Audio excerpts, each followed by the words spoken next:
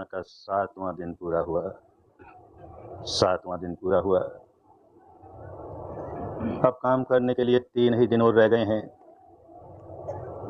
दरअसल 3 दिन नहीं, गंभीरतापूर्वक काम करने के लिए तो 2 ही दिन रह गए हैं, क्योंकि 10वें दिन सुबह 9 से 10 बजे एक नई तरह की साधना सिखाएंगे। बहुत बड़ा ऑपरेशन है ना, तो ऑपरेशन के बाद मलहम लगानी होती है, तो ये मलहम की साधना सिखाएंगे 10वें दिन। और उसके बाद मौन टूट जाएगा। मौन टूट जाएगा तो सब बात करने लगेंगे। बात करते हुए तपस्या नहीं होती। जब तक मौन रहते हैं तब तक तपस्या गंभीरता से होती है, लेकिन फिर भी वो आवश्यक है। तो गंभीरता से काम करने के लिए अब 2 ही दिन बचे हैं। इन 2 दिनों का जितना लाभ उठा सको। समझदारी इसी में है कि एक मौका मिला है, एक अवसर मिला है, और बड़ी हिम्मत करके 10 दिन शामिल हुए हैं, काम भी कर रहे हैं। अब ये 2 दिन का खूब लाभ उठाएं। और लाभ यही है कि तपना होगा, गंभीरता से तपना होगा, निरंतरता से तपना होगा, और जैसे तपना चाहिए। गलत तरीके से तपेंगे तो मेहनत तो खूब करेंगे, पर वो लाभ नहीं आएगा जो आना चाहिए। तो सही तरीके से खूब समझते हुए कि क्या विद्या है, हमको किस प्रकार इसका अभ्यास करना है। इस विद्या के 2 पहलू हैं, दोनों बराबर के हैं और दोनों महत्वपूर्ण हैं। जैसे एक पक्षी की 2 पांखें होती हैं, दोनों मजबूत होनी चाहिए। एक कमजोर हो, एक बलवान हो तो उड़ नहीं पाएगा। एक छोटी हो, एक बड़ी हो, उड़ नहीं पाएगा। जैसे किसी 2 चक्के वाली गाड़ी के 2 चक्के हों, बराबर के होने चाहिए। एक छोटा है, एक बड़ा है, तो चल नहीं पाएगी। तो इस तरह ये 2 पक्ष जो हैं अपने साधना के, दोनों खूब मजबूत होने चाहिए। क्या 2 पक्ष हैं, खूब समझें। बार बार कहते हैं, फिर समझें। एक तो जागरूकता, उसे उन दिनों सती कहते थे, सुमति कहते थे। अपने बारे में क्या हो रहा है उसको जानना, और संवेदनाओं के स्तर पर जानना। सिर से पांव तक, सिर से पांव तक कहाँ क्या संवेदना है, कहाँ क्या संवेदना है, ये बहुत आवश्यक है। क्योंकि संवेदना नहीं जानेंगे तो मन की गहराइयों तक नहीं जा पाएंगे, अंतर मन तक नहीं जा पाएंगे। ऊपर ऊपर की सफाई कर लेंगे, वो भी अच्छा है, थोड़ा सफाई तो हुई, लेकिन जड़ें नहीं निकाल पाएंगे। तो अपने खोट की जड़ें निकालनी है, अपने विकारों की जड़ें निकालनी है, अपना मैल गहराई तक निकालना है, तो संवेदनाओं का साथ नहीं छूटे।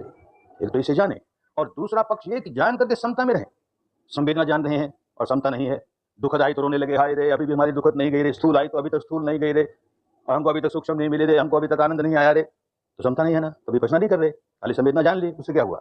समता, चाहे जो अवस्था आ रही है, हम नहीं व्याकुल होते। हम समझ रहे हैं जो अवस्था आई है वो अनित्य है, नश्वर है, भंगुर है, स्थूल है तो सूक्ष्म है तो दुखद है तो सुखद है, तो सब बदलने वाली हैं, बदल रही हैं। ये होश बना रहे, ये अनित्यता का होश, और उसके आधार पर समता।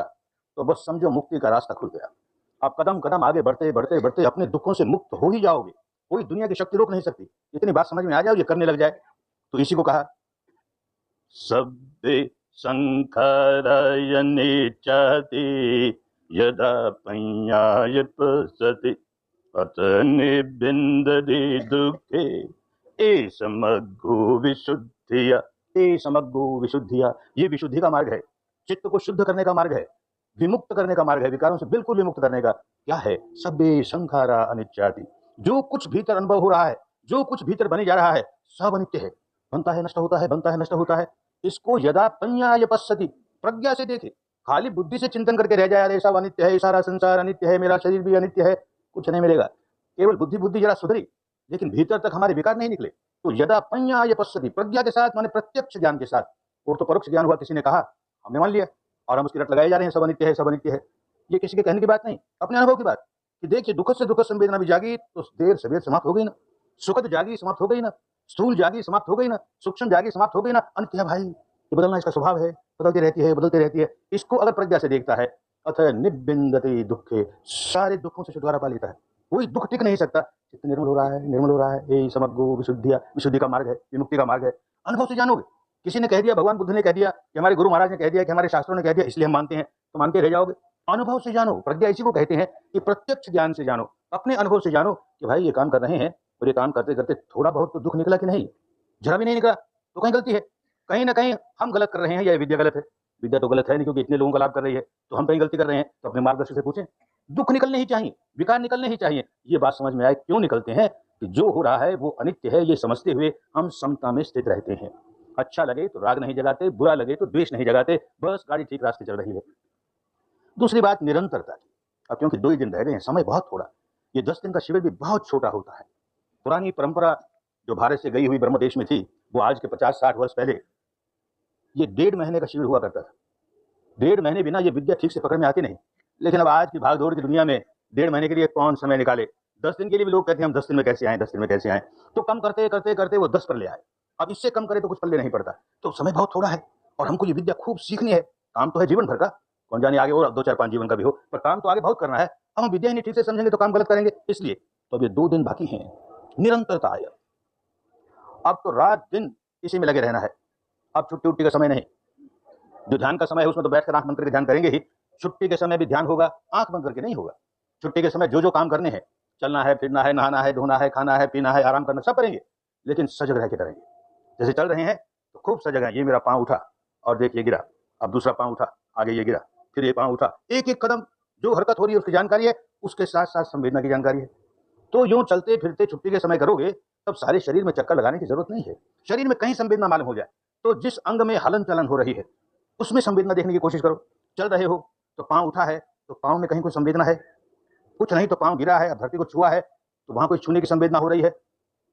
जाके बैठ गए, भोजन में गए, भोजन में बैठे हैं, भोजन खाने लगे तो एक कोर तोड़ा है तो अंगुलियों में कहीं संवेदना है। आप उसको मुंह के पास ले गए, मुंह में ले गए, होठों को छुआ, होठों में कहीं संवेदना है, मसूड़ों में कहीं संवेदना है, चिगड़ रहे हैं, जीभ पर कहीं संवेदना है, निगल रहे हैं, गले में कहीं संवेदना है। जो जो काम कर रहे हैं, जो जो हरकत हो रही है उसको खूब सजगता से देखें और संवेदना के साथ देखें। लेटे हैं, आंख खुली है तो बंद है तो कहाँ संवेदना हो रही है। रात को सोना है, लेट गए, जब तक नींद नहीं आई तब तक लेटे लेटे जहां संवेदना जागी, फिर सिर से पांव तक विधिवत चलने की आवश्यकता नहीं, क्रम से चलने की आवश्यकता नहीं। जहां संवेदना जाग गई अनित्य है, यहाँ जाग गई अनित्य है। यूं रात भर जितनी देर नींद नहीं आए उसको देखते रहे संवेदना को, और नींद आ गई, बड़ी अच्छी बात, रात सोने के लिए होती है, सो गए। कभी कभी किसी किसी को ये भी होता है सारी रात नींद नहीं आती, आधी सी नींद, आधी सी जाग, आधी सी नींद, आधी सी जाग, कुछ चिंता की बात नहीं, संवेदना जान रहा है और आधी सी नींद है, आधी सी जाग है। सुबह उठेगा तो ऐसे उठेगा जैसे बहुत गहरी नींद से उठा है, बहुत गहरी नींद से उठा है। आखिर नींद कुदरत ने क्यों बनाई कि शरीर को और हमारे मन को आराम मिल जाए। दिन भर बहुत काम करता है तो रात को उसको आराम मिल जाए, तो शरीर को लेटा के रखा। तो अब जब हम कहते हैं कि सारी रात नींद नहीं आए तो यही काम करना है, तो शरीर को लेटा के रखना, बैठ के नहीं करना। कभी बाहर निकल के घूमने लगे ये भी नहीं करना, बंद है। अंदर हमारा जो अब इस वक्त हमने निर्णय किया है कि हम लेटे हैं, बस लेटे रहेंगे, बैठेंगे भी नहीं अपने बिस्तर पर, तो शरीर को आराम मिल गया। मन को इससे बढ़कर आराम नहीं मिलता कि वो जागते हुए भी समता में रहता है, उसमें बेचैनी नहीं होती, समता में है, बहुत आराम मिल गया उसको, दोनों को आराम मिल गया। अगर रात को नींद नहीं आ रही है और इसकी चिंता सिर पे चढ़ा ली, देख रहे आज तो 10 बज गए नींद नहीं आई, आज तो 11 बज गए नींद नहीं आई, तो 12 बज गए, तो 1 बज गए, तो रोगी होके उठोगे फिर दूसरे दिन, चिंता उनता नहीं। बस नींद नहीं आ रही है, हम संवेदना जाग रहे हैं, जान रहे हैं, नींद आती है तो जबरदस्ती जागेंगे भी नहीं। सारी दुनिया सोती है, विपश्यना योगी जागता है, लेकिन जबरदस्ती नहीं जागता। नींद आए तो रोकना नहीं उसे, सो जाओ। नींद नहीं आ रही है तो बस संवेदना को जान रहे हैं। यूं अब 24 घंटे ये 2 दिन का लाभ पूरा उठाएंगे और देखेंगे 2 दिनों में बहुत कुछ प्राप्त कर लिया, बहुत कुछ प्राप्त कर लिया। काम तो खुद ही करना पड़ेगा, काम नहीं करेंगे तो कैसे होगा। समय थोड़ा है, इसका ज्यादा से ज्यादा उपयोग करना है। कल जो कह दिया कि हमारे 5 बड़े दुश्मन सिर पर आ जाते हैं, चढ़ जाते हैं और हमको काम नहीं करने देते, उससे घबराना नहीं, उसकी वजह से निराशा नहीं आ जाए, उसकी वजह से उदासी नहीं आ जाए, कमजोरी नहीं आ जाए। अरे हमारे पास अपने 5 दोस्त भी हैं, 5 मित्र भी हैं।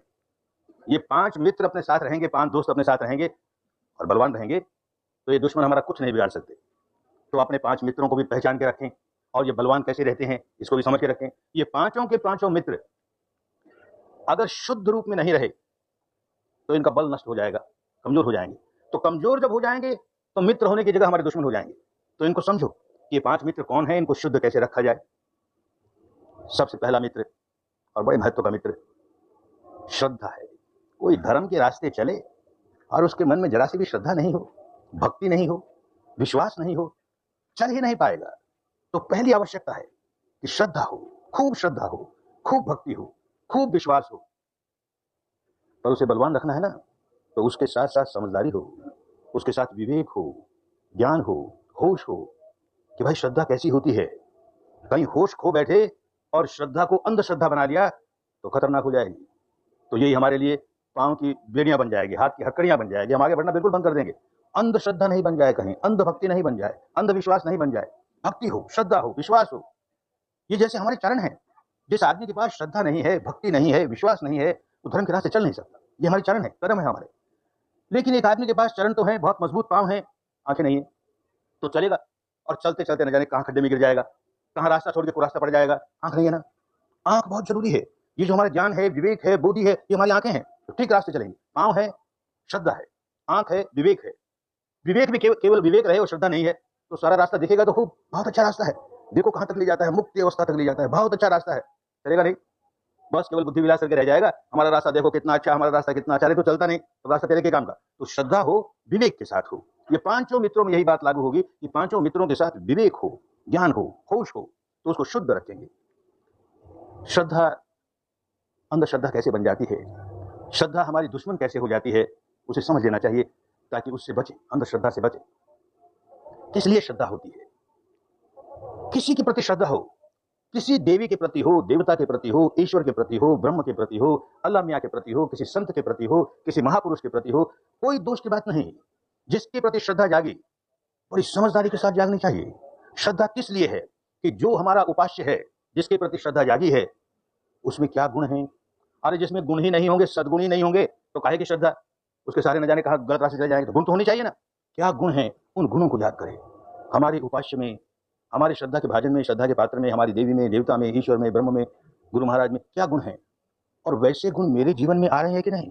प्रेरणा मिले, उनके गुणों को याद कर करके ऐसी प्रेरणा जागे कि वैसा गुण मुझ में भी आए, वैसा गुण मुझ में भी आए। श्रद्धा बड़ी कल्याणकारी होगी, और श्रद्धा ऐसी बन जाए, सकाम श्रद्धा बन जाए, कामनाएं ही कामनाएं, भिखमंगन श्रद्धा है। हे देवी जी हमारे लिए ये कर दो, हे देवता जी हमारे लिए ये कर दो, हे परमात्मा जी हमारे लिए ये कर दो। अरे भाई, कौन किसके लिए करेगा रे, तुझको अपना काम खुद करना है, तूने अपना काम खुद बिगाड़ा है, तुझे सुधारना है। ये मांगने वाली प्रवृत्ति जब तक रहेगी तब तक बिगड़ेगा, तब तक इस नशे में रहेगा, इस बेहोशी में रहेगा कि कोई कर देगा मेरे लिए, मैं श्रद्धा रखता हूं ना, इसलिए कोई कर देगा, उसकी कृपा हो जाएगी, और काम करना पड़ेगा खुद, अपने मन को सुधारना पड़ेगा खुद, अपने कर्मों को सुधारना पड़ेगा खुद, वो काम रुक जाएगा तो गलत बात हो जाएगी। श्रद्धा निष्काम हो, उसमें कोई कामना नहीं हो, निष्काम भक्ति बड़ी कल्याणकारिणी होती है। गुणों को याद करें, वो गुण हमारे जीवन में आए। बर्मा से आए मुझे कोई 2-1 वर्ष ही हुए होंगे, उस समय की एक बात, एक बुढ़िया माई आई शिविर में और बहुत मन लगा के काम किया, खूब मन लगा के काम किया। पहले शिविर में बहुत कुछ प्राप्त हो गया, बड़ी प्रसन्न होकर गई, और घर जाकर भी बराबर सुबह शाम अपना अभ्यास करती रही।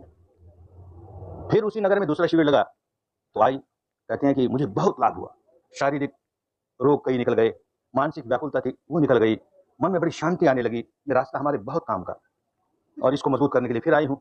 लेकिन एक भय मन में बार बार होता है, एक शंका बार बार मन में होती है। हमने कहा माई क्या शंका है, धर्म के रास्ते को शंका नहीं रखनी चाहिए, पूछ क्या है। तो कहती है कि ये तो ज्ञान का मार्ग है, और मैं तो बचपन से भक्ति मार्ग में रही, हमारा सारा परिवार भक्ति मार्ग में है, तो इस मार्ग पर चलते चलते हमारी तो भक्ति छूट जाएगी, इसका डर लगता है। अरे हमने कहा नहीं रे, तेरी भक्ति ज्यादा पुष्ट हो जाएगी, छूटेगी नहीं, सही तरीके की भक्ति हो जाएगी और बड़ी बलवान हो जाएगी। अब तेरी भक्ति कैसी है मैं नहीं जानता, भक्ति और ज्ञान और कर्म ये तीनों जब तक नहीं मिलते हैं तब तक धर्म पूर्ण नहीं होता, और विपश्यना में तीनों मिल जाते हैं।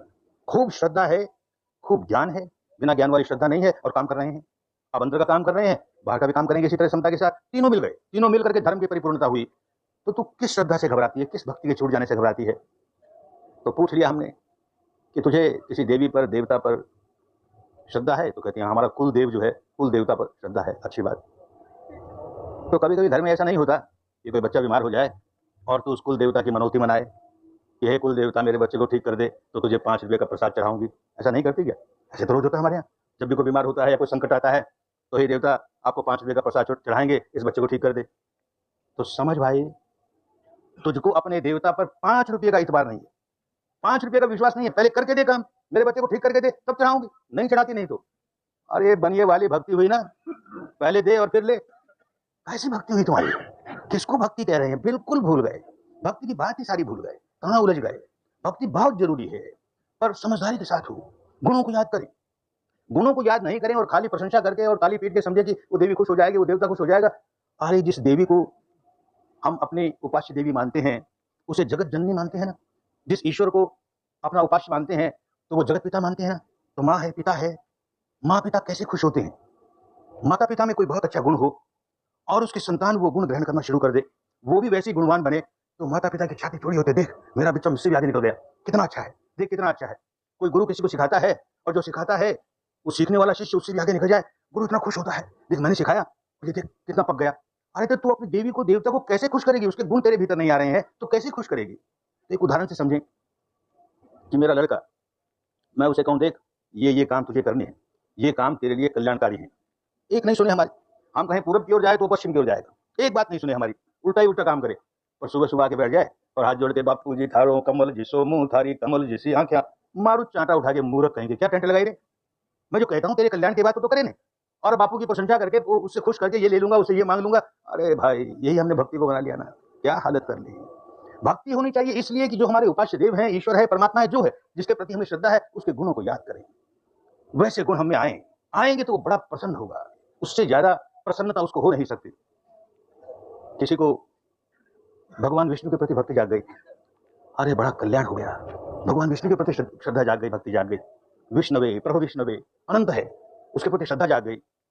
2000 वर्ष पहले भारत में ऐसा हुआ कि एक परंपरा चल पड़ी साहित्य निर्माण करने की, तो इस तरह का साहित्य लिखा गया जिसमें बहुत सी बातें संकेतों की भाषा में, सांकेतिक भाषा में, ऐसा साहित्य सभी संप्रदाय में लिखा गया।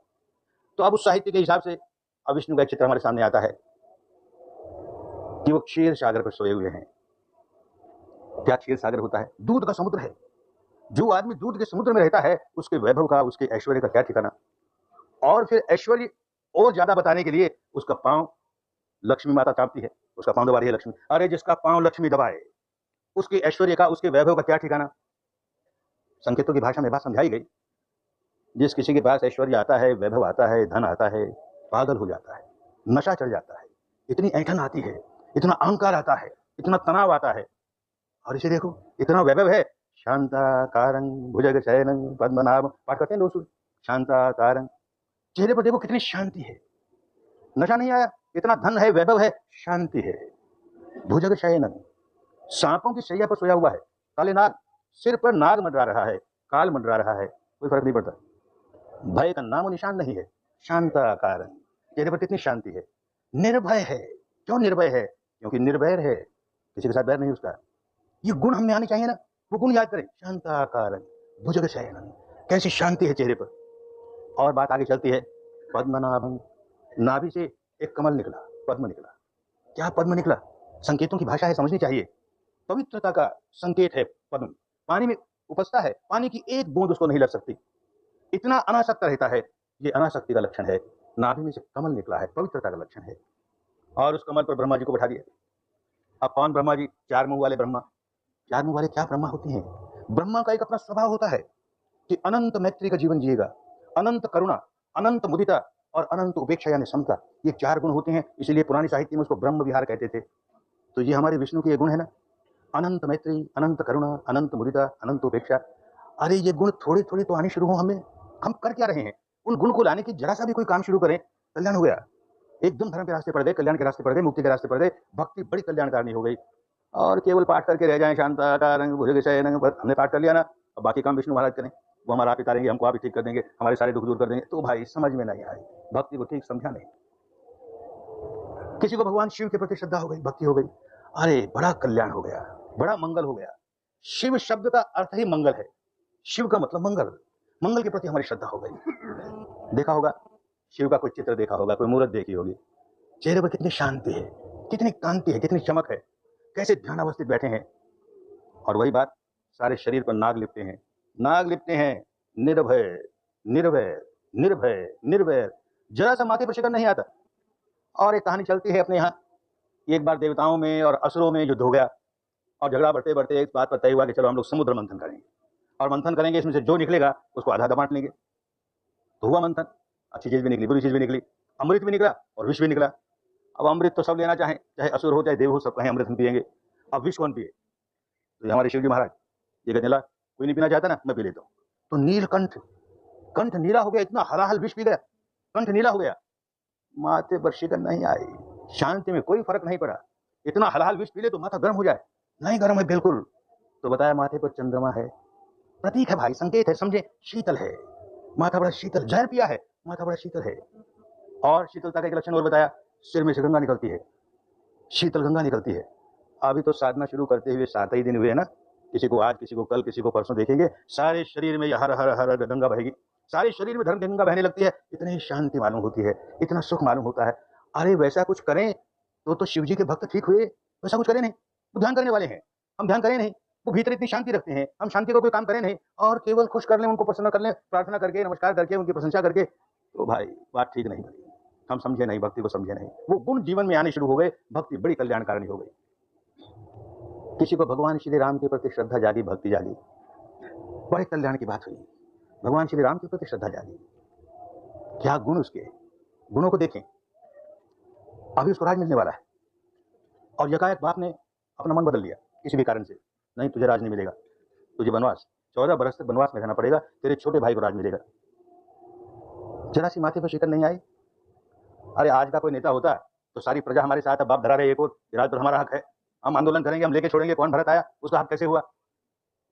राजीव लोचन राम चले, तज बाप को राज बताऊ कि नाई, और राजीव लोचन राम चले, तज बाप को राज बताऊ कि नाई। मेरा राज नहीं है, बाप का राज है, वो चाहे जिसको दे, तो बताओ कि चले गए। जैसे घर में कोई मेहमान आया था, कुछ दिन रहा, हमारा तो है नहीं भाई, छोड़ के चले गए।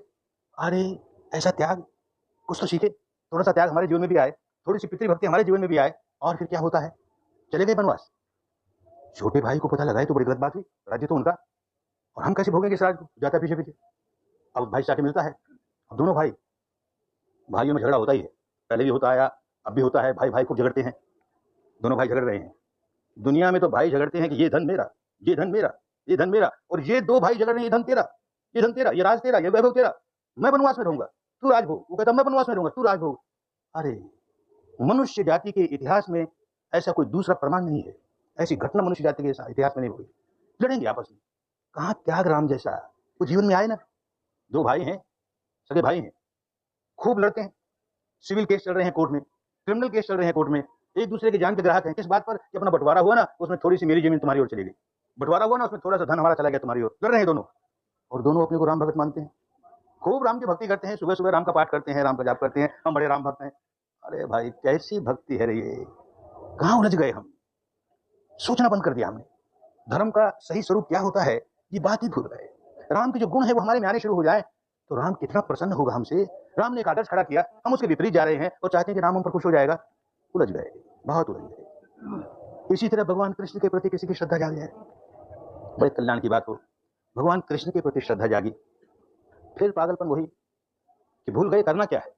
जो आदमी ये सिखा के जाता है कि उत्क्रामंतं स्थितं वापि भुञ्जानं वा गुणान्वितं विमूढ़ा नानुपश्यन्ति पश्यन्ति ज्ञान चक्षुष। अरे हम विमूढ़ नहीं रहे, भीतर का ज्ञान जागे, ज्ञान चक्षु जागे, विपश्यना करें और तब उसके बताए हुए रास्ते पर चले। ये अंदर का चित्त का प्रपंच किस प्रकार काम करता है, जाना, पहचाना, मूल्यांकन किया, संवेदना सुखद लगी, दुखद लगी, लगे भोगने की तो लगे गांठ बांधने। ये सारी बात जो समझाई वो तो करते नहीं। ये सारा काम करें तो उस अवस्था पर पहुंचे। अनपेक्ष शुचिर दक्ष उदासीनो गतव्यथ सर्वारंभ परित्यागी यो मद भक्त समय प्रिय, यो मद भक्त समय प्रिय। मुझको ऐसा भक्त प्रिय है, ये भगवान कृष्ण कहते हैं अपने भक्तों को, ऐसा भक्त मुझे प्रिय है। कैसा भक्त कि विपश्यना करते करते उस अवस्था पर पहुंच जाए। अनपेक्ष है, कोई अपेक्षा नहीं रह गई, कोई तृष्णा नहीं रह गई, कोई कामना नहीं रह गई। अनपेक्ष है, शुचि, शुद्ध कर दिया, चित्त को निर्मल कर लिया। और दक्ष है, इस निर्मल करने के काम में दक्ष हो गया। मैल आए भी तो तुरंत साफ कर देगा, मैल आएगा तुरंत साफ कर देगा। उदासीनो, पुरानी भाषा है, आज तो उदासीनो उदास होने को कहते हैं, उन दिनों उदासीनो माने समता में है, खूब समता में है। गतव्य है, उसके सारे दुख दूर हो गए, कोई व्यथा रही नहीं उसके पास, ऐसी अवस्था पर पहुंच गया। सर्वारंभ परित्यागी, कहीं आरंभ होने नहीं देता, सारा आरंभ छोड़ दिया। क्या आरंभ? चित्त धारा पर राग का आरंभ नहीं होने देगा, चित्त धारा पर द्वेष का आरंभ नहीं होने देगा। बहुत ऊंची अवस्था है ये धर्म की। यो मद भक्त समय प्रिय, मुझको ऐसा भक्त प्रिय है। बनते नहीं ना ऐसे, तो ऐसा तो करते नहीं ना, बस ताली बजाएंगे, कोई घंटी बजाएंगे, उसका नाम ले लेंगे, उसकी प्रशंसा कर लेंगे, वो खुश हो जाएगा। ये सब जंजाल क्यों करें? वो कहता है मुझको ऐसा भक्त प्रिय है, हम कहते हैं हमको ऐसा भगवान प्रिय नहीं। हमको तो ऐसा भगवान प्रिय कि हम जो मांगे दे दे, फिर हम चाहे जो कुछ करें, छूट हो गए हमें। हम समझे नहीं भाई, धर्म को समझे नहीं। भगवान महावीर के प्रति श्रद्धा जागी, बड़ा कल्याण हुआ, भगवान महावीर के प्रति श्रद्धा जागी। लेकिन फिर वही बात, उनके गुणों को तो भूल गए, उनके गुणों को धारण करना तो भूल गए। फिर सकाम भक्ति, कुछ मांग करते हैं कुछ मिल जाए। किसी आदमी ने एक बहुत बढ़िया भगवान महावीर के संगमरमर की मूर्ति बनाई, एक बहुत कीमती बड़ा मंदिर बनाया, संगमरमर का मूर्ति स्थापित की, हाथ जोड़ के कहता है, ये महावीर स्वामी इतना तो कर दिया आपके लिए, आप जो 10 करोड़ वाली इंडस्ट्री बैठाई है ना, वो चल जाए तो सोने का छत्र चढ़ा दूंगा। अरे घूस देना चाहता है भगवान महावीर, घूस देकर अपना काम कराएगा। अरे उस व्यक्ति को जो इतना अपरिग्रही है, इतना त्यागी है, सारा राजपाट छोड़ दिया, कमर में लंगोटी तक नहीं रखी, उसको तो सोने के छत्र की घूस देता है। होश नहीं है, कहाँ चले गए, क्या करने लगे। वो कहता है आयत चक्षु लोग विपस्सी, अरे अपने अंदर के चक्षु जगाओ, विपश्यना करो, विपस्सी बनो। वो सब करेंगे नहीं। वो अपरिग्रह का इतना बड़ा नमूना देखा हमारे सामने, हम अपरिग्रह बनेंगे नहीं, वीतराग बनेंगे नहीं, वो सब काम नहीं करेंगे। बस हमारी मंशा पूरी हो जाए, आप किसी तरह से हमारी मंशा पूरी कर दे। भाई उलझ गए ना, और क्या उलझन होता है, धर्म के नाम पर बहुत उलझ गए। किसी को ईसा मसीह के प्रति श्रद्धा हुई, बड़े काम की बात हुई, बड़े कल्याण की बात हुई। ऐसा संतों में सिरताज, ऐसा संत कोई सचमुच संत है या नहीं, इसको मापने का एक मापदंड है कि मृत्यु के समय उसके चित्त की क्या अवस्था है। अगर मृत्यु के समय उसका चित्त व्याकुल है, द्वेष में है, घृणा में है, क्रोध में है, भय में है, तो संतवंत नहीं है, अभी संत नहीं बना। इस व्यक्ति के चित्त की अवस्था क्या है मृत्यु के समय। जैसे सभी संतों के होता है, लोग पीछे पड़ जाते हैं, कुछ द्वेषी हो जाते हैं, दुश्मन हो जाते हैं, इसके भी पीछे पड़े तो टांग दिया सूली पर, हाथ में कीले ठोक दी, पाँव में कीले ठोक दी, अब तड़प तड़प के मर, मृत्यु समीप है। कितना तड़प रहा है, कितना कष्ट है, मन में द्वेष का नामो निशान नहीं है, क्रोध का नामो निशान नहीं है, प्यार ही प्यार उमड़ता है, मैत्री उमड़ती है, करुणा उमड़ती है। और किन पर उमड़ती है, अपने भक्तों पर नहीं, किन पर उमड़ती है, उन लोगों पर जिन्होंने ये अवस्था बनाई है, ये हालत बनाई है। अरे वो बड़े नादान हैं, उन बेचारों को पता नहीं वो कर क्या रहे हैं। अरे उनको अपने किए का फल न भोगना पड़े रे, उनको अपने किए का फल न भोगना पड़े रे। कोई संत होगा ऐसा, संतों का सिरताज है। ऐसे के प्रति हमारे मन में श्रद्धा जाग जाए तो उसके जो गुण हैं, कितनी मैत्री है, कितनी करुणा है, कितना सेवा भाव है, वो थोड़ा थोड़ा तो आने लगे तो हम सचमुच ईसा मसीह के भक्त हुए। काहे के भक्त हुए। ऐसे ही किसी को पैगंबर मोहम्मद साहब के प्रति श्रद्धा जाग गई, अरे बड़ी अच्छी बात हुई, संत है ना, सत्पुरुष हैं, श्रद्धा जाग गई। फिर गुणों को याद नहीं करते, उनकी गुणों को याद करें, कैसे कैसे व्यक्ति थे। एक घटना उनके जीवन की, सारे लोग तो उनकी बात मान नहीं रहे थे। बात शुरू की, कुछ लोगों ने माना, कुछ लोग तो इस्लाम को मानने लगे, कुछ लोग नहीं मानते हैं। उनके मन में द्वेष नहीं है, जो नहीं मानते हैं उनके प्रति जरा सा भी द्वेष नहीं है, जरा सा भी क्रोध नहीं है। जो मान रहे हैं उनको तो ज्यादा प्यार करेंगे, और जो नहीं मानते हैं उनको घृणा करेंगे। तो मोहम्मद साहब नहीं होते ना। अपने घर से रोज मस्जिद में नमाज पढ़ने के लिए जाते हैं, और रास्ते में एक बुढ़िया माई का घर आता है। वो उसको बहुत घृणा है पैगंबर साहब से, ये क्या सिखा रहा है, ये सब गलत है। वो अपनी पुरानी परंपरा के साथ उसका बहुत चिपकाव है, वो इस्लाम को नहीं स्वीकार करती। तो अब करे क्या, इतनी बुढ़िया कर भी क्या सकती है। तो यही करती है कि जब वो निकलते हैं तो उनके टाइम है, इतने बजे निकलेंगे, इतने समय पर मस्जिद जाएंगे। जैसे वो जा रहे हैं, उस घर के नीचे से निकल रहे हैं, वो तैयार बैठी है बरामदे में एक टोकरी में कचरा इकट्ठा करके, और जैसे वो निकलते हैं उनके सिर पर कचरा डाल देती है। वो मुस्कुराते हैं, अपना कपड़ा वपड़ा झाड़ के चले जाते हैं, मस्जिद में नमाज पढ़ के आ जाते हैं। ये रोज का काम, नहीं गुस्सा आता जरा सा भी। एक दिन ऐसा हुआ कि मस्जिद जा रहे हैं और बुढ़िया ने कचरा नहीं डाला। अरे क्या हो गया, बुढ़िया ने कचरा नहीं डाला, उसे घर पे चढ़ गए। अरे बुढ़िया माई तेरी खैरियत तो है ना, तू राजी खुशी तो है ना, आज तो कैसे भूल गई। अरे कितनी करुणा है उनके प्रति, जिन्होंने इस्लाम नहीं स्वीकार किया है, इस्लाम का विरोध करते हैं, और इसको देखो कितनी करुणा है। और जिन्होंने इस्लाम स्वीकार कर लिया उनके प्रति भी करुणा है, दोनों के प्रति समान करुणा है। एक और घटना घटी, मस्जिद में लोग नमाज पढ़ रहे हैं, एक भाई आया नमाज पढ़ने के लिए। अब बेचारे को कोई डायबिटीज का रोग होगा, अब नमाज पढ़ने का समय हुआ और उसको जोर का पेशाब हुआ, हाजत हुई, नहीं रहा गया, अब क्या करे। तो वही मस्जिद में एक और बैठ के उसने पेशाब कर दिया। अब लोग लाठी लेकर के उसके पीछे कि तूने नापाक कर दिया मस्जिद को, क्या कर रहा है, अरे तुम क्या कर रहे हो। अरे नहीं रे, इस बेचारे का क्या कसूर, बाल्टी लेकर के पानी खुद साफ करते हैं उसको। अरे जिसमें इतनी करुणा, हम अपने आप को उसका अनुयायी कहें और हमें जरा सी भी करुणा नहीं, जरा सी सद्भावना नहीं, जरा सा परस्पर प्यार नहीं। कहाँ चले गए, धर्म के नाम पर किधर उलझते चले गए। समझे धर्म को और फिर देखें कि कितना मंगल होना शुरू हो जाएगा। किसी को श्री सतगुरु नानक देव जी के प्रति श्रद्धा हो गई, अरे इतना कल्याण हुआ, पर समझें तब कल्याण हुआ। वो श्रद्धा को, उस भक्ति को सही रास्ते डालें तो कल्याण हुआ। वो कहते हैं किम सचियारा होविए, हम सचियारा होने का काम ही नहीं करते। वो कहते हैं थापिया न जाई इतन हुई, आपो आप निरंजन सोई, कुछ नहीं करते ना। उनको बताया वो क्या करते हैं, कहाँ उलझ गए। अरे उनको गुणों को याद करें। संतों में संत शिरोमणि, कोई सामान्य संत नहीं, अनेक जन्मों से संत होते आए, कोई एक जन्म में संत नहीं बन जाता, अनेक जन्मों से संत बनते आए। इस जन्म में छोटी अवस्था में संत हैं। बाप ने भेज दिया खेत पर, कि देख चिड़िया खेत में खा जाए भाई, तो ये लाठी ये पत्थर रख और जो चिड़िया आए तो उसको उड़ा, मार उसको। चले गए। अब बैठे हैं खेत पर, चिड़िया आती है खाने के लिए। अरे प्यार उमड़ता है, करुणा उमड़ती है उन चिड़ियों पर। हर जी की चिड़िया, वो हर जी का खेत, वो खा मेरी चिड़िया भर भर पेट। ये नानक है, संत है, मैत्री है, करुणा है। कहते हैं कि उस खेत में ज्यादा उपज हुई। ये चमत्कार की बात नहीं समझना चाहिए, कुदरत का कानून है।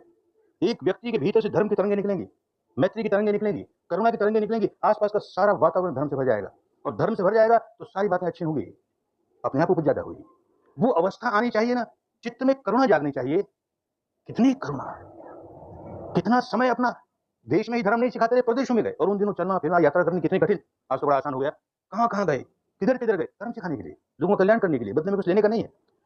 एक और बहुत बड़ा काम किया उन्होंने, बहुत बड़ा काम किया कबीर जी ने और नानक जी ने मिलकर के, बहुत बड़ा काम किया। 2500 वर्ष पहले के भारत में बड़ी अच्छी परंपरा थी एक, कि जो घर बार छोड़ के सन्यासी होते हैं वो तो धर्म सिखाएंगे ही, अपना भी कल्याण करेंगे, लोगों की सेवा करेंगे, नहीं तो वो समाज से अन्न खाते हैं, उसका बदला कैसे चुकाएं, उनका काम है ये।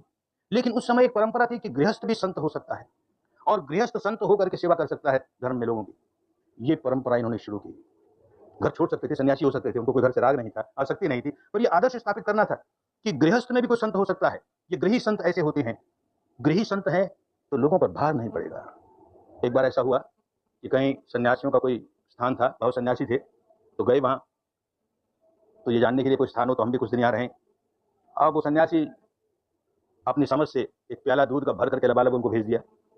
उन्होंने उसमें फूल की पाखड़ी रख दी, वापस भेज दिया। क्या था ये? उन्होंने कहा हमारे पास जगह नहीं है, देखो ये प्याला बिल्कुल भरा हुआ है। भाई मैं भार नहीं बनूंगा तुम पर, ये फूल की पाखड़ी है ना, भार नहीं बनती। गृहस्थ है, किसी पर भार नहीं बनेगा, अपनी आजीविका का साधन उसके पास अपना होगा, समाज पर भार नहीं बनता। ये आदर्श कि गृही होकर के कैसे तो संत बन जाए और कैसे संत होकर के लोगों की सेवा कर सके, इतना बड़ा आदर्श खड़ा किया है। 10 के 10 गुरु, दशमेश गुरु तक सारे गृहस्थ हैं। तो भारत को एक बहुत अच्छा आदर्श दिया। हम नहीं कहते कि सन्यासी नहीं होना चाहिए, सन्यासी हो अपनी जगह, घर बार छोड़ करके सन्यासी होते हैं तो उनका त्याग है, हम उनको नमस्कार करते हैं, उनको अच्छा मानते हैं, लेकिन गृहस्थ भी तो होनी चाहिए ना। गृहस्थ नहीं सुधरेंगे तो समाज कैसे सुधरेगा? सन्यासी अच्छे गृहस्थों में से तो निकलेंगे। गृहस्थ सारे गए गुजरे हों, कोई शील सदाचार नहीं हो, धर्म को जाने ही नहीं, और हम समझें कि उनमें से कोई अच्छे सन्यासी निकल आएंगे और हमको सुधार देंगे, नहीं होता भाई। गृहस्थों को सुधरना होता है। कितना बड़ा आदर्श दिया। तो इन सारे महापुरुषों के जो जो संत हुए, जो जो महापुरुष हुए, हम उनको ईश्वर कहें, परमात्मा कहें, चाहे जिस नाम से पुकारें, उनके गुणों को याद करें, क्या गुण है उनके, और उन गुणों को याद करके वैसे गुण हम में आ रहे हैं कि नहीं, आ रहे हैं कि नहीं, इसके लिए सजग रहें, कोशिश करें वो गुण हम में आए। ऐसे ही किसी को बुद्ध के प्रति श्रद्धा जाग गई, कल्याण की बात हुई, बुद्ध के प्रति श्रद्धा जाग गई, पर नहीं होश होता है तो क्या करते हैं, फिर श्रद्धा को बिगाड़ लेते हैं। सुबह सुबह उठ के पाठ करेगा, बुद्धं शरणं गच्छामि, बुद्धं शरणं गच्छामि, बुद्धं शरणं, 3 बार पाठ कर लिया ना, बुद्धं शरणं गच्छामि, हम बुद्ध की शरण गए। अब दिन भर हमको छूट मिल गई, ओपन जनरल लाइसेंस है, अब चाहे सो करो, चाहे जितना दुराचार करो, शील सदाचार करो, कुछ भी करो, आखिर हम तुम्हारी शरण क्यों गए भाई, तुम आप ही तार दोगे हमें, तो पागलपन हो गया। अरे क्या बुद्धं शरणं गच्छामि, किसी को गौतम शरणं गच्छामि नहीं कहने दिया, बुद्धं शरणं गच्छामि। अरे गौतम का क्या, बिना बोधि बिना गौतम का क्या, बोधि आई तो बुद्ध बना, तो शरण बोधि की है, वैसी बोधि हम में भी जागे। हम क्या कर रहे हैं अपनी बोधि जगाने के लिए, कुछ नहीं कर रहे, तो काहे की शरण, क्या शरण ले रहे हैं हम? ये बात ही भूल गए तो गलत रास्ते पर गए ना। वो बड़ा सजग था कि आगे जाकर के लोग बिगाड़ लेंगे, धर्म को नाम पर संप्रदाय खड़ा कर ले, तो बार बार समझाते रहे कि तुम नमस्कार करो तो किसको करो, तो बताया नमो तस्य भगवतो अरहतो सम्मा संबुद्धस्य, नमस्कार उसको कि जो अनंत हो गया, जो सम्यक संबुद्ध हो गया, अब कोई हो गया, गौतम हो गया, कोई और हो, जो भी इस अवस्था पर पहुंच गया उसको मैं नमस्कार कर रहा हूं, तो संप्रदाय में नहीं बंधेगा, किसी बाड़े में नहीं बंधेगा, मैं गुणों का ग्राहक हूं और गुणों को ग्रहण करके उस रास्ते चलने वाला हूं। तो बार बार कहा, ये च बुद्ध अतीता च, ये च बुद्धायनागत, पच्चुपन्ना च ये बुद्ध अहं वंदामि सबदा। कैसे वंदना करोगे बुद्ध की? ये च बुद्ध अतीता च, पूर्व काल में पहले जितने भी बुद्ध हुए, वो बार बार कहते थे कि मेरी मोनोपोली नहीं कि मैं बुद्ध हुआ, मुझसे पहले न जाने कितने हुए और आज भी हैं और आगे भी न जाने कितने होंगे। अरे जिसमें ज्ञान जाग गया, जिसमें बोधि जाग गई, वो बुद्ध हो गया। तो ये मोनोपोली है कि एक ही आदमी में जागेगी और वो भी जाग सकती है। तो आज के पहले जितने भी बुद्ध हुए उनको वंदना करता हूँ, आज जो बुद्ध हैं उनको वंदना करता हूँ, आगे जो बुद्ध होने वाले हैं उनको वंदना करता हूँ। तो उलझेगा नहीं ना, किसी संप्रदाय में नहीं बंधेगा, किसी बाड़े में नहीं बंधेगा। बहुत सजग थे कि कहीं ये भक्ति और पूजा को लेकर के बिगाड़ न ले धर्म को। तो समझाया कैसे पूजा करोगे तुम, बुद्ध की पूजा कैसे करोगे, तो समझाया इमाय धम्मानुधम्म प्रतिपत्तिया बुद्धं पूजेमि, इस प्रकार बुद्ध की पूजा करता हूं। कैसे? धम्मानुधम्म, स्थूल धर्म से लेकर सूक्ष्म धर्म तक, माने शिव से लेकर समाधि प्रज्ञा निर्वाण तक, सारे का सारा धर्म के रास्ते का प्रतिपादन कर रहा हूं, उस पर चल रहा हूं। तो बुद्ध का सम्मान है। अपने माता पिता का सम्मान तब होता है कि उनके बताए रास्ते पर चलें। अपने गुरु का सम्मान तब होता है कि उसके बताए रास्ते पर चलें। वो चले नहीं और सम्मान कर रहे हैं, फूल चढ़ा दिया, दीप जला दिया और कुछ आरती उतार ली और समझे कि बस वो खुश हो गए ना, हमारा काम बन गया। तो भाई, धूप जलाने में, दीप जलाने में कोई दोष नहीं, मूर्ति बनाने में कोई दोष नहीं, लेकिन वो सारा कुछ गुणों को याद करने के लिए। और वैसे गुण हमें आ रहे हैं कि नहीं आ रहे, आ रहे कि नहीं आ रहे। तो बुद्ध के प्रति श्रद्धा जागी तो बुद्ध के गुण सामने आए। क्या गुण है? इत्तिपिसु भगवा अरहं सम्मा संबुद्ध विद्याचरण संपन्न सुगतो लोकविदु अनुत्तरो पुरुषधम्म सारथि सत्ता देव मनुष्यानं बुद्धो भगवाति। बुद्ध होगा तो ये गुण उसमें होंगे ही, कोई हो जाए बुद्ध, जो होगा। इतिपिसो भगवा, वो भगवान हो जाएगा। 2500 वर्ष में भाषा बदल जाती है, शब्दों के अर्थ बदल जाते हैं। आज तो भगवान का अर्थ ऐसे होगा जैसे ईश्वर है, परमात्मा है। उन दिनों भगवान का क्या अर्थ था? उन दिनों की का साहित्य पढ़ने से मालूम होता है, भग्ग रागो भग्ग दोषो भग्ग मोहो ति भगवा। जिसका सारा राग भग्न हो गया, जिसका सारा द्वेष भग्न हो गया, जिसका सारा मोह भग्न हो गया, वो भगवान हो गया। वो मुक्ति के ऐश्वर्य का जीवन जीता है, वो भगवान है। तो याद करें कि ऐसा कोई व्यक्ति हुआ कि जिसने सारा राग नष्ट कर लिया, अपना द्वेष नष्ट कर लिया, मोह नष्ट कर लिया, मुक्त हो गया। हम भी थोड़ा थोड़ा तो अपना राग दूर करें, थोड़ा थोड़ा द्वेष दूर करें, थोड़ा थोड़ा तो मोह दूर करें, तब तो उसके भक्त हैं। उसके प्रति श्रद्धा बड़ी काम की हुई, अन्यथा श्रद्धा के नाम पर धोखे में आ गए। तो बहुत सजग रहकर काम करना है, भक्ति हमारी कहीं दूषित ना हो जाए, बिल्कुल दूषित ना हो। अरहं, क्या अरहं? आरी कहते हैं दुश्मन को, हंत माने हनन कर लिया। जिसने अपने दुश्मनों का हनन कर लिया, उनके सबकी हत्या कर दी। अरे ये अहिंसा का पुजारी किसकी हत्या करेगा? कौन दुश्मन है हमारे? बाहर का एक व्यक्ति हमारा दुश्मन नहीं है, सारे दुश्मन हमारे भीतर हैं। ये जितने विकार हैं ये हमारे दुश्मन हैं। कितना दुख दे रहे हैं हमें, कितना कष्ट दे रहे हैं। इन दुश्मनों का हनन किया, इनकी हत्या की, इनको खत्म किया, तो अरहंत बना, मुक्त बना। सम्मा संबुद्धो, सम्यक रूप से संबुद्ध हो गया। संबुद्ध हो गया, स्वयं बुद्ध हो गया, स्वयंभू है, अपने आप बना है। अपने आप रास्ते पर चलते चलते चलते, किसी की कृपा से नहीं कोई बुद्ध होता, किसी की कृपा से कोई मुक्त नहीं होता। स्वयं मेहनत करनी पड़ती है, स्वयं धर्म के रास्ते चलना पड़ता है। तो सम्मा संबुद्धो, विद्या चरण संपन्नो, शील में, समाधि में, प्रज्ञा में, विद्या में, आचरण में, सब में संपन्न हो गया, परफेक्ट हो गया बिल्कुल। सुगतो, एक एक गति उसकी कितनी अच्छी है। चाहे शरीर का कर्म हो, चाहे वाणी का कर्म हो, चाहे मन का कर्म हो, सारा अच्छा ही अच्छा, अच्छा ही अच्छा। और जैसा बोलते हैं वैसा ही करते हैं, जैसा करते हैं वैसा बोलते हैं। कथनी और करने में अंतर नहीं। यथा वादी तथा कारी, यथा कारी तथा वादी, इसीलिए तथागत कहलाते हैं। कथनी और करने में कोई भेद नहीं। नहीं तो उपदेश खूब ऊंचे ऊंचे देंगे, अपने जीवन में उतर नहीं रहा। ऐसा नहीं होता। जो बुद्ध बनेगा तो उसकी कथनी और करनी एक जैसी होगी। जो उपदेश देगा वो अपने जीवन में उतारेगा तो ही उपदेश देगा। लोक विदु, सारे लोग को जान गया। इस अवस्था पर पहुंचा हुआ व्यक्ति सर्वज्ञ हो जाता है, उसके लिए कुछ अनजाना नहीं रहता। और लोग क्या है? अपने 3.5 हाथ की काया के भीतर सारे लोग समाये हुए। इसी में नरक लोग, इसी में पशु लोग, इसी में मनुष्य लोग, इसी में देव लोग, इसी में ब्रह्म लोग। ये साधना करते करते करते सबका अनुभव होगा, सारे लोगों का अनुभव भीतर होगा और फिर जानकारी सारी बाहर की भी हो जाएगी। तो लोक विदु। और जो लोग गलत रास्ते पड़ गए उन सबको अनुत्तरो पुरुषदम्म सारथी, जैसे कोई ऐसा सारथी हो जो अपने बिगड़ेल घोड़ों को सही रास्ते पर ले आए। तो इस तरह लोग बिगड़ गए, उनको धर्म की सही बात भूल गए, धर्म को बिगाड़ लिया, धर्म के नाम पर कर्मकांड चलने लगे, धर्म के नाम पर दार्शनिक मान्यता चल पड़ी। तो धर्म के रास्ते लोगों को लगाने के लिए एक सारथी का काम किया। जैसे बिगड़े हुए घोड़ों को ठीक रास्ते चला दे, ऐसे बिगड़े हुए लोगों को ठीक रास्ते चलाने का काम किया। और यही करते रहे, बड़े प्यार से करते रहे, बड़ी करुणा से करते रहे। सत्ता देव मनुष्यानंद, शास्त्रा थे, माने शिक्षक थे, धर्म सिखाने वाले थे, बड़े प्यार से। 35 वर्ष की अवस्था में ये व्यक्ति बुद्ध बनता है और 80 वर्ष की अवस्था में शरीर छोड़ता है। ये 45 वर्ष सारा समय लोक सेवा ही लोक सेवा, लोक सेवा ही लोक सेवा। अरे अपना कल्याण हो गया, मुक्त हो गया, अब नया जन्म आने वाला नहीं है, मुझे क्या जरूरत है? दुनिया अपने अपने कर्मों के मारे दुख पा रही है, हम कहीं हिमालय में जाकर के अपनी तपस्या करें, शांति से रहें। नहीं, सारा जीवन लोक कल्याण, सारा जीवन लोक कल्याण। रात को मुश्किल से कोई आधे पहर लेटते थे शरीर को आराम देने के लिए, बाकी सारा समय लोक सेवा, लोक सेवा। कितनी करुणा। उन्होंने ये घोषणा की अपनी मृत्यु के परिनिर्वाण के 3 महीने पहले। कहते हैं कि 3 महीने पूरे होने पर जो वैशाख पूर्णिमा आएगी, उस वैशाख पूर्णिमा के समाप्त होने पर मैं शरीर छोड़ूंगा। तो चलते चलते कुशीनगर के बाहर, नगर के बाहर किसी पेड़ के नीचे, आज पूर्णिमा की रात है, वो लेटे हैं। उनका सहायक आनंद उनकी सेवा पर है। सुबह होते होते ये अपना प्राण छोड़ेंगे। यकायक उसके मन में आता है कि ये कुशीनगर में उनके इतने भक्त हैं, इतने अनुयायी हैं, इनको जब ये पता लगेगा कि भगवान हमारे नगर के इतने समीप आकर के इन्होंने प्राण छोड़ा, तो ये आनंद, इसने हमको सूचना तक नहीं दी। ये सूचना दे देता तो हम जाकर के अंतिम नमस्कार कर लेते, उनका दर्शन कर लेते, उनसे कुछ सीख लेते, या कुछ उनसे मैत्री प्राप्त कर लेते, करुणा प्राप्त कर लेते। तो इसने सोचा कि मेरा धर्म है, लोगों को खबर करूं। जाकर के नगर में बोलिया कि भगवान बहुत बीमार हैं और कल सुबह होते होते उनके प्राण छूटेंगे। तो लोगों की भीड़ आनी शुरू हुई, भीड़ पर भीड़ आ रही है। तो वो सबको कहता है कि बारी बारी से जाकर नमस्कार करो और चले जाओ, नमस्कार करो चले जाओ। इतनी बड़ी भीड़ कैसे संभाले? अब थोड़ा सा समय बात बाकी है, 5-10 मिनट में सूर्य उगेगा और ये अपना प्राण छोड़ेंगे। अब उस भीड़ में एक आदमी जो आगे है वो हिलता नहीं। वो कहता है मैं केवल नमस्कार करने नहीं आया, अरे जैसा हमारा शरीर वैसा उनका शरीर, उसको नमस्कार करके क्या करेंगे? मैं तो उनके पास धर्म सीखने आया, इतनी बड़ी विद्या उस आदमी के पास है और वो चला जाएगा, तुम लोग पता नहीं वैसे सिखा पाओगे नहीं सिखा पाओगे, मुझे उनसे सीखनी है। अरे अभी उनका शरीर छूटने का समय है, उनको कष्ट मत दो भाई, ये कोई समय नहीं है धर्म सीखने का, तुझको नमस्कार करना है तो कर, नहीं कर तो दूसरों को जगह दे, बाकियों को आने दे। वो नहीं माने। ये जो उनकी बातचीत हो रही थी भगवान के कान में पड़ी।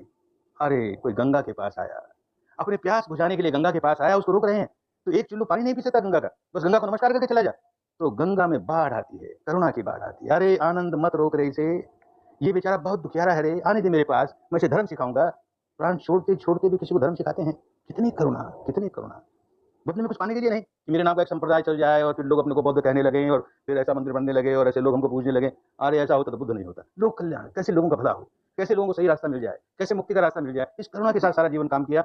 हम अपने आप को बुद्ध का भगत कहें और जरा सी करुणा हमें नहीं, जरा सी लोक सेवा की भावना नहीं हमें, औरों के प्रति कितने घृणा करें, द्वेष करें, दुश्मनी करें। अरे प्यार नहीं मरता हमारे मन में, मैत्री नहीं मरती हमारे मन में, करुणा नहीं मरती। क्या हो गया हमें, किस रास्ते पड़ गए?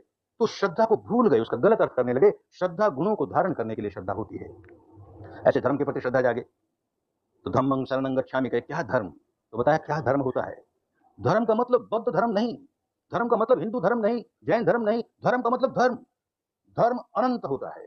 जैसे ही उसको बौद्ध बनाया ये असीम हो गया, छोटा हो गया, थोड़े से लोगों के लिए हो गया। जैसे उसको हिंदू बनाया थोड़े से लोगों के लिए हो गया, उसको मुस्लिम बनाया थोड़े से लोगों के लिए हो गया, ईसाई बनाया थोड़ा। अरे जो अनंत है, कुदरत का कानून, विश्व का विधान जो सब पर लागू होता है, इतना महान है, उसको छोटा कर रहे हो। सारे जीवन धर्म सिखाया, ये शब्द पूरे जीवन भर नहीं इस्तेमाल किया बौद्ध धर्म, कहीं नहीं कहा। और उनके जो अनुयायी थे उनको बौद्ध नहीं कहा, उनको कहा धार्मिक है, धम्मिको, धर्म के रास्ते चलता है धम्मिको, धम्मठो, धर्म के रास्ते चलता है धर्मिष्ठ हो गया। लोगों को धर्मिष्ठ बनाता है, लोगों को धार्मिक बनाता है ताकि उनका कल्याण हो। तो वैसा धर्म समझ करके उसके रास्ते चलें, संप्रदाय वाला धर्म नहीं। धर्म वो जो सबका है और सबका कल्याण करता है, जो धारे उसी का कल्याण हो जाए। तो उसके अपने गुण होते हैं, वो गुण समझाए। स्वख्यातो भगवता धम्मो संदित्तिको अकालिको एहिपस्सिको औपनेयिको पश्चत्तं वेदितव्यो विन्युहीति। स्वख्यातो, सचमुच धर्म धर्म है, शुद्ध धर्म है, तो बहुत अच्छी तरह समझाया हुआ होगा। खूब अच्छी तरह नहीं समझाया, ऐसी पहेलियां हैं जो कोई कोई समझ सके। अरे कोई कोई समझ सके, ऐसी कोई दार्शनिक पहेली है, लोगों की क्या काम आई, लोग धारण कैसे करेंगे? तो बड़ी सरल सरल भाषा में, बड़ी सरल सरल शब्दों में धर्म समझाए तो समझो धर्म है। तो स्वखातु भगवता धम्मो। और संदिग्धिको, धर्म है तो किम सचिया राहो भी, आदि सच जुगादि सच है भी सच, नानक होसी भी सच। सच के साथ संदृष्टिक, वो सच जो हमारी अनुभूति पे उतर रहा है, वो सच जो किसी और की अनुभूति पे उतरा। हमारे लिए सच कहाँ हुआ, हम तो उसकी कल्पना ही करेंगे ना। वो ऐसा कहता है, हम ध्यान में बैठे उसकी कल्पना करेंगे। संदिग्धिको, संदृष्टिक, हमारी अनुभूति पर उतर रहा है। अकालिको, अगर सचमुच धर्म है, शुद्ध धर्म है और उसको धारण कर रहे हो, तो उसका फल आने में, उसका परिणाम आने में देर नहीं लगती। कोई ये कहे कि तू ये धर्म ऐसे पालन किए जा, ये किए जा, ये किए जा, ये कर्मकांड ऐसा कर, मरने के बाद तुझे ये मिलेगा। अरे कौन जाने मरने के बाद मिला कि नहीं मिला। अब क्या मिलता है, जिसके धारण करने से हमारा वर्तमान नहीं सुधरता, जिसके धारण करने से हमारा लोक नहीं सुधरता, तो लोक कैसे सुधरेगा भाई। धर्म के नाम पर गलत रास्ते पड़ गए ना, अब भी फल आना चाहिए। अकालिको, और धर्म का एक गुण है एहिपस्सिको, आओ देखो, आओ तुम भी करके देखो। लोग विपश्यना करने आते हैं, चौथा पांचवा दिन भी नहीं होता कि अंदर अंदर विचार चलने लगते हैं, अरे ये तो बहुत अच्छा है, इसे तो मेरी माँ भी करे रे, इसको मेरा बाप भी करे, मेरा भाई करे, मेरा पति करे, मेरा पत्नी करे, मेरा बेटा करे। फिर होश आता है, हमको तो सांस देखना है, हमको संवेदना देखनी है, किस विचार में पड़ गए। थोड़ी देर होती है, फिर याद आता है वो करे तो बहुत अच्छा, वो बहुत दुखी है। रहा नहीं जाता अंदर से यही पश्चिम को, क्योंकि उसका कल्याण हो रहा है ना, अपना कल्याण हो रहा है तो रहा नहीं जाता, औरों का भी कल्याण हो, औरों का भी कल्याण हो। 10 दिन पूरे होते हैं तब तो खूब मन करता है कि अरे ऐसी विद्या औरों को मिले, सबको मिले, मैं इसमें कैसे सहायक हो जाऊं, मैं धर्म सेवक बन जाऊं और को शिविर लगे उसमें सेवा करूं, तो मेरा तो कल्याण हुआ, औरों का भी कल्याण हो। ये भाव आने लगता है यही पश्चिम को। और औपनेयी को, धर्म है तो हमको कदम कदम मुक्ति की ओर ले जाएगा। ऐसा राजमार्ग है जो अंतिम लक्ष्य तक पहुंचाएगा। ऐसी कोई अंधी गली नहीं है कि वापस लौटना पड़े। एक एक कदम और हर कदम हमको मुक्ति के नजदीक ले जा रहा है। आज में एक कल्याणकारी, मध्य में एक कल्याणकारी, अंत में एक कल्याणकारी। केवल शील का ही पालन कर ले, कल्याण होना शुरू हो गया। समाधि का अभ्यास करने लगा, कल्याण और होने लगा। अरे प्रज्ञा जगा दी तो कल्याण का ठिकाना नहीं, और कहीं निर्वाण मिल गया तो सारे के सारे कल्याण मिल गए। हर कदम कल्याण ही कल्याण, कल्याण ही कल्याण। तो औपनेयी को पश्चत्तं वेदितव्यो विन्युहीति। प्रत्येक आदमी, इसमें कोई जाति का, वर्ण का, गोत्र का, संप्रदाय का कोई भेदभाव नहीं। किसी जाति का हो, किसी वर्ण का हो, किसी गोत्र का हो, किसी देश का हो, किसी बोली भाषा का हो, किसी रंग रूप का हो, चले प्राप्त कर लेगा मुक्ति। पश्चत्तं वेदितव्यो, इन वेदनाओं के सहारे सच्चाई को जान सकता है, अपने भीतर सच्चाई को खुद जान सकता है और मुक्त अवस्था तक पहुंच सकता है। तो धर्म है, अन्यथा धर्म के नाम पर कोई धोखा ना हो, ऐसा समझ करके धर्म के रास्ते चलना है। ऐसे ही कोई कहे संघं शरणं गच्छामि, क्या संघं, फिर कोई संप्रदाय से लेन देन नहीं। किसी जाति का, किसी वर्ण का, किसी गोत्र का, किसी देश का कोई व्यक्ति शील समाधि प्रज्ञा के रास्ते चल रहा है, अपने चित्त को निर्मल कर रहा है, वो संघ है। वो अपने भीतर संघर्ष करके अपने आप को निर्मल बना रहा है, मुक्त बना रहा है। वो शील समाधि प्रज्ञा को संगठित करके अपने आप को निर्मल बना रहा है, वो संघ हो गया। ऐसे संत अनेक होते हैं, संतों का समूह होता है, वो संघ हो गया। सुपटिपन्नो भगवतो सावक संघो, उजुपटिपन्नो भगवतो सावक संघो, न्याय पटिपन्नो भगवतो सावक संघो, सामीचि पटिपन्नो भगवतो सावक संघो। सीधे रास्ते जाता है, रिजु रास्ते जाता है, सही रास्ते जाता है, उचित रास्ते जाता है, ज्ञान के रास्ते जाता है, सच्चाई के रास्ते जाता है और अपना कल्याण कर लेता है, तो संघ है। खाली कपड़ा बदल लेने से कुछ संघ नहीं हुआ। अपने आप को निर्मल कर रहा है कि नहीं कर रहा। और चार अवस्थाएं होती हैं निर्मलता की। पहली बार निर्वाण का दर्शन होता है, साक्षात्कार होता है, परम सत्य का साक्षात्कार होता है, तो एक अवस्था प्राप्त हुई। अब ऐसा व्यक्ति उन दिनों की भाषा में श्रोतापन्न कहलाता था, स्रोत में पड़ गया। ये व्यक्ति मुक्ति के स्रोत में पड़ गया। अब दुनिया की कोई ताकत उसे रोक नहीं सकती मुक्त होने से। ज्यादा से ज्यादा 7 जन्म और होंगे उसके और मुक्त हो जाएगा, अनंत हो जाएगा। ऐसे ही उससे आगे और आगे बढ़ता है, सगदागामी होता है, एक ही बार इस लोक में जन्म देने को आएगा। उससे आगे बढ़ता है, अनागामी होता है, इस लोक में जन्म देने आएगा ही नहीं, ब्रह्म लोक में जन्म हुआ और वहीं मुक्त हो जाएगा। और अरहंत तो इसी अवस्था में, इसी जीवन में मुक्त हो गया, आगे कोई जन्म नहीं। ये अवस्थाएं साधना करते करते प्राप्त होती हैं। चित्त जितना जितना निर्मल होता चला जाएगा, उतनी उतनी अवस्थाएं प्राप्त हो जाएंगी। तब सही माने में हमारी श्रद्धा, हम भी उनको देख करके, जो लोग इस रास्ते चल रहे हैं उनका कल्याण हो रहा है, हमारे मन में भी श्रद्धा जागी, हम भी इस प्रकार चले, तो श्रद्धा बड़ी बलवती होगी, बड़ी कल्याणकारिणी होगी। ये हमारा पहला मित्र है। अब दूसरा मित्र, उन दिनों की भाषा में कहा वीर्य, माने मेहनत करनी है, परिश्रम करना पड़ेगा, पुरुषार्थ करना पड़ेगा। कोई दूसरा हमें तार दे, ये बात मन से निकाल देनी होगी। हमें पुरुषार्थ करना है, परिश्रम करना है, और जहां पुरुषार्थ करने लगे कि सारी दृश्य और अदृश्य शक्तियां हमारी मदद करने लगी। हिम्मते मर्दा मदद खुदा, जैसे हिम्मत करके चलने लगे, सारी शक्तियां हमारी मदद करेगी। God help those who help themselves. जहां हमने अपना काम शुरू किया, आगे जाके समझ जाएंगे कि ये भी अपने आप में एक नेचर का लॉ है, किस प्रकार से हमको मदद मिलती है। जैसे जैसे आगे बढ़ेंगे खूब समझ में आएगा, खूब मदद मिलेगी। चलना तो खुद ही पड़ेगा, खुद चलना पड़ेगा, थोड़ी मेहनत करनी पड़ेगी। अब मेहनत जो कर रहे हैं उसके साथ भी विवेक होना चाहिए, ज्ञान होना चाहिए, होश होना चाहिए। गलत तरीके से तो मेहनत नहीं कर रहे। एक कहानी चलती है अपने यहाँ। काशी नगरी के 4 मित्र, पूर्णिमा की रात थी और उन्होंने फैसला किया कि आज सारी रात हम नौका विहार करेंगे। तो बैठ गए नौका में और सब ने भंग चढ़ा रखी, खूब भंग चढ़ाए और नौका चलाने लगे। सारी रात चप्पू चला रहे हैं, पसीने से लथपथ हो गए। सुबह सूरज उगा तो देखते हैं नाव 1 इंच भी आगे नहीं बढ़ी। अरे सारी रात चप्पू चला रहे थे, तो ये नाव तो जरा सी भी नहीं बढ़ी। तब देखा किसी ने कि इस नाव को जिस रस्सी से बांध रखा था तट पर, वो रस्सी तो खुली नहीं और चप्पू चलाए जा रहे हैं। अरे ये अज्ञान की रस्सी हमारी बंधी हुई है और हम परिश्रम कर रहे हैं, साधना कर रहे हैं, तो गलत तरीके से कर रहे हैं ना। ज्ञान के साथ करना चाहिए, तो ये वीर, ये परिश्रम, ये पुरुषार्थ हमारे कल्याणकारी होगा। तीसरा हमारा मित्र सती, दिनों की भाषा है, माने स्मृति। आप स्मृति का अर्थ कर लेगा याददाश्त, तो किसी को याद करेगा। स्मरण सुमरण कहाँ उलझ गया, क्या करने लगा। स्मृति के माने सजग रहना अपने बारे में, आपको आप अपने भीतर क्या हो रहा है अपने आप उसको जानने का काम था, और कहाँ उलझ गए। तो सती को भी समझदारी के साथ इस्तेमाल करेंगे कि भीतर की सच्चाई को जैसा हो रहा है वैसे ही जान रहे हैं, जैसा हो। सती बड़ी काम की। चौथा मित्र हमारा समाधि। अब समाधि भी गलत हो सकती है कि आधार गलत हो, राग के लेकर के हम समाधि में चले जाएं, द्वेष को लेकर समाधि में चले जाएं, काम नहीं बना। बिना राग के, बिना द्वेष के निर्मल चित्त के साथ चित्त एकाग्र हो रहा है, एक और निर्मल भी हो रहा है, एक और एकाग्र भी हो रहा है, तो समाधि सम्यक समाधि होगी। ये चौथा मित्र हमारा बड़ा बलवान होगा। पांचवा मित्र प्रज्ञा। अब प्रज्ञा में भी होश नहीं होगा तो गलत हो जाएगा। ये श्रुत प्रज्ञा किसी से सुन ली और मान लिया, ये चिंतन प्रज्ञा, उसको चिंतन मनन कर लिया, कुछ नहीं होता, उससे मुक्ति नहीं आती। ये भावना प्रज्ञा, प्रज्ञा का मतलब ही प्रत्यक्ष ज्ञान, परोक्ष ज्ञान नहीं, अपना ज्ञान, अपना ज्ञान भीतर से जाग रहा है। देख सब कुछ अनित्य है ना, अरे किससे राग करूं, किससे द्वेष करूं, अनित्य है ना, अनित्य है ना। ये होश अपनी अनुभूति से जागे तो प्रज्ञा भावना में प्रज्ञा हुई। इस तरह से काम किया कि नहीं, उसको जांचने के लिए मापदंड होता है कि साधना करने के बाद जीवन में धर्म उतरा कि नहीं, ये समता जीवन में उतरी कि नहीं। अरे जीवन में अनचाही मनचाही, अनचाही मनचाही सारी जीवन आने वाली है, और हम अनचाही आते रोने लग जाए, मनचाही आते उछलने लग जाए, तो कहाँ विपश्यना की, कहाँ प्रज्ञा जागी। ये भीतर की प्रज्ञा बाहर प्रकट होने लगे तो समझो सच में प्रज्ञा जागी। फिर एक कहानी अपने यहाँ चलती है। एक बहुत धनवान बूढ़ा व्यक्ति स्वर्ग से धार गया, मर गया। उसके 2 लड़के कुछ दिनों तक तो साथ रहे संयुक्त परिवार में, फिर भाई भाई है लड़ लिए, तो कहा बंटवारा कर लो भाई, जो अपनी जायदाद है, रुपये है, पैसे हैं, सब आधी आधी बांट लिए। सारा बंटवारा हो गया तब किसी ने देखा बाप ने एक पुड़िया कहीं छिपा के रखी है, इसमें क्या है, निकाल रहा है उसे। तो उसने 2 अंगूठियां थी, एक अंगूठी में बहुत कीमती हीरा और दूसरी अंगूठी मामूली चांदी की। बड़े भाई के मन में जरा लोभ आया। वो कहता मुझे लगता है ये बाप की कमाई नहीं है, ये हमारे पूर्वजों की कमाई है और पीढ़ी दर पीढ़ी से संभाल के रखना है, मैं बड़ा हूँ, मैं संभाल के रखूंगा, तो ये चांदी वाली ले ले। छोटा मुस्कुराया, अच्छी बात, आपको ये हीरे वाली मुबारक हो, हम चांदी वाली ले लीजिए। घर आया तो देखता है चांदी की बाप ने क्यों संभाल के रखी, हीरे वाली संभाल के रखी। समझ में आई बात, इस चांदी वाली को क्यों संभाल के रखा। उसे ध्यान से देखा तो उस पर खुदा हुआ था, तो पढ़ता है क्या खुदा हुआ है, तो उस पर यह था कि यह भी बदल जाएगा, यह भी बदल जाएगा। अरे ये मेरे बाप का उपदेश है, यह भी बदल जाएगा। और क्या हुआ, बड़े भाई के जीवन में उतार आता है, चढ़ाव आता है, बसंत आता है, पतझड़ आता है। बसंत आता है तो नाचता है खुशियों से, खूब खुशियों से नाचता है, और पतझड़ आता है तो इतना उदास हो जाता है, इतना उदास हो जाता है, एकदम डिप्रेशन ही डिप्रेशन।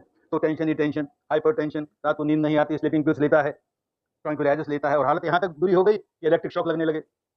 और छोटा भाई, बसंत आता है तो उसका आनंद भोगता है। कैसे भोगता है? तेन त्यक्तेन भुंजिता, उसको त्याग करके भोगता है। आसक्त नहीं होता, जानता है ये भी बदल जाएगा, ये बसंत हमेशा रहने वाला नहीं है भाई, ये भी बदल जाएगा। और बदल गया और पतझड़ आई तो फिर मुस्कुराता है, अरे ये भी बदल जाएगा, ये भी बदल जाएगा। चित्त को समता में रखता है।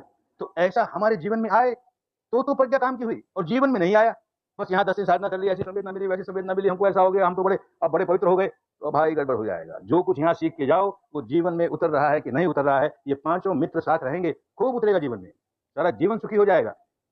अनचाही बातें किसके नहीं आती, सबके जीवन में आती है। तो आई हमारे जीवन में भी अनचाही बात आई भाई, बड़ी दुख की बात आई, हम नहीं व्याकुल होते। व्याकुल होंगे तो क्या करेंगे कि व्याकुलता का बीज डाल रहे हैं। जितनी देर किसी भी कारण को लेकर हम व्याकुल हो रहे हैं, व्याकुलता का बीज, व्याकुलता का बीज।